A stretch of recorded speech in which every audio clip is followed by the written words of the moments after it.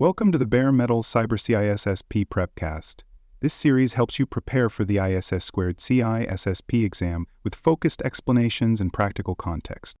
Today we turn our attention to a central topic in cybersecurity architecture and compliance: identity and access management, or IAM. Specifically, we'll explore the IAM lifecycle and the governance structures that surround it. These elements are essential not only for securing organizational access, but also for ensuring that access stays appropriate, compliant, and traceable throughout a user's engagement with the organization. At its core, IAM lifecycle management is about managing digital identities and their access privileges from start to finish, from the moment someone joins your organization to when they change roles, and ultimately to when they leave. Effective IAM lifecycle management prevents lingering access permissions, minimizes risk, and ensures that security controls reflect current business realities. Think of the IAM lifecycle in stages. It begins with provisioning, where a new user is granted an identity and given access to the systems they need. This process should be tied directly to the individual's role.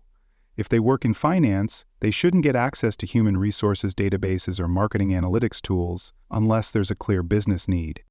After provisioning comes account maintenance. Over time, users take on new projects, change departments, or take on additional responsibilities.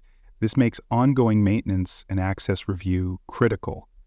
Organizations must regularly examine who has access to what and whether those privileges are still appropriate. Then there's role management. This is where the organization aligns user permissions with specific job roles. You want to define clear boundaries. An accountant should have access to the general ledger, but not the security camera feeds. A marketing coordinator should be able to view customer feedback, but not manipulate payroll files. When roles change, access must change accordingly. And eventually, every user will reach the deprovisioning stage.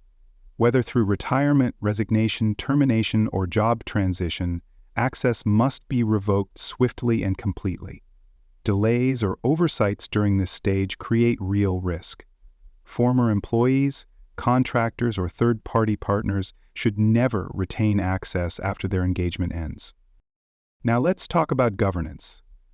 IAM governance refers to the policies, oversight, and decision-making structures that make the entire IAM lifecycle work effectively and securely.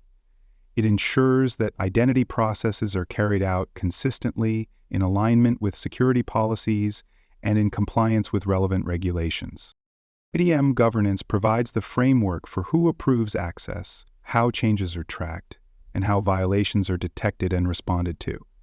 It supports accountability and transparency. Strong governance ensures that when the auditors arrive, or when an incident occurs, you can answer with confidence who accessed what, when, and why. IAM governance also includes policy development, such as defining how roles are created, what attributes drive access decisions, and how exceptions are handled. Without governance, IAM quickly becomes fragmented, informal, and vulnerable to error or abuse. For more information on CISSP certification and other valuable cybersecurity education resources, please visit cybersessions.me. You'll find best-selling books, training tools, and resources tailored specifically for cybersecurity professionals preparing for certification and leadership roles. So how do we implement IAM lifecycle and governance effectively? It starts with clear documentation. Every phase of the identity lifecycle should be governed by written policies: how new users are onboarded, how credentials are issued, how access changes are approved, and how offboarding is handled.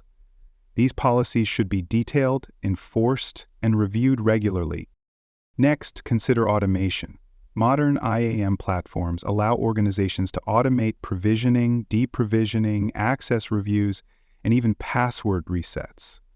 Automation reduces errors, enforces policy, and speeds up response time, critical benefits in large or fast-moving organizations. You also need regular audits and assessments. Are user accounts being reviewed quarterly? Are there orphan accounts sitting idle? Are privileged access permissions being monitored and justified?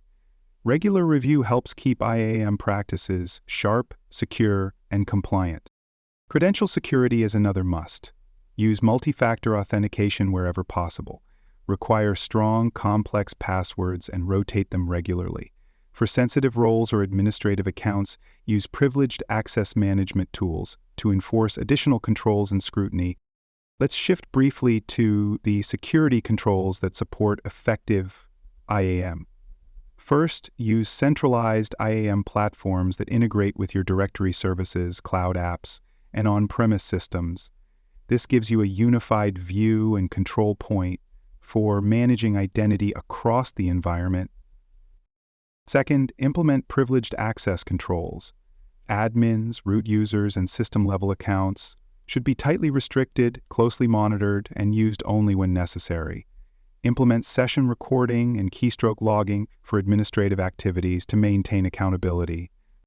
Third, enable real-time monitoring of identity activity. Set alerts for failed login attempts, new admin account creation, and privilege escalations.